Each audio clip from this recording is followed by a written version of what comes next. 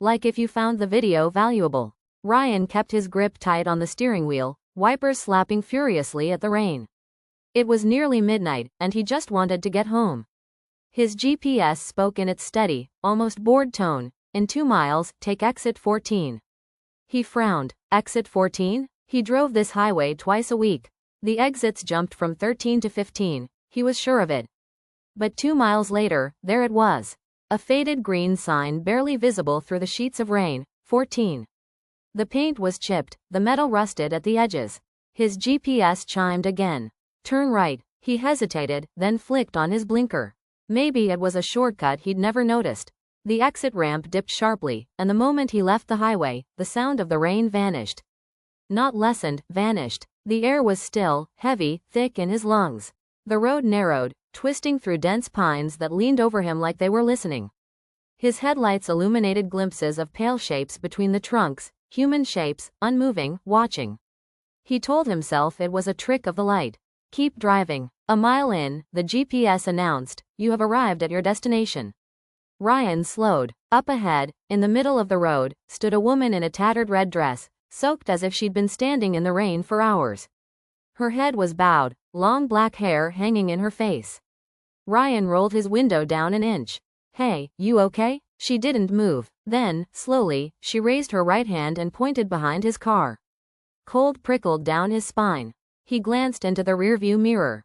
Headlights glared back at him, blinding and far too bright. But there was no sound, no engine rumble, no tires on wet pavement. The lights surged closer. Too close. Ryan slammed the gear into drive and hit the gas. The car roared forward, and the trees blurred into streaks. But after a minute, the road curved, and there she was again. The woman, the red dress, the pointing hand. Heart pounding, he blew past her, swerving to avoid her outstretched arm. The road wound through the forest like a snake, but every bend brought him back to the same spot. Same woman, same headlights behind him. He tried turning around. That only brought the lights closer. He floored it. His speedometer climbed past 80, but the headlights never fell back. His phone lit up on the passenger seat, vibrating violently. Unknown number. You should never have taken exit 14. He threw the phone into the backseat and gripped the wheel until his knuckles ached. His mind screamed at him to think, to do something, but his body felt locked in place, like the road itself had a hold on him. On the next pass, he caught a better look at the woman's face through the windshield. Her skin was as white as paper, lips bluish, eyes wide open and milky.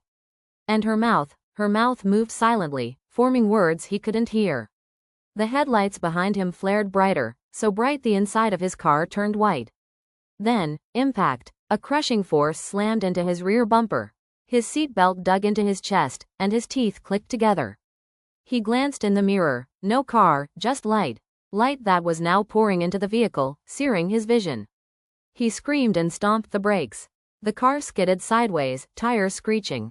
The light swallowed everything. And then, silence. Ryan found himself parked on the shoulder of the main highway, the rain tapping gently on his windshield. He was back between exit 13 and 15. Breathing hard, he put the car in gear and drove home without stopping. He hasn't used a GPS since.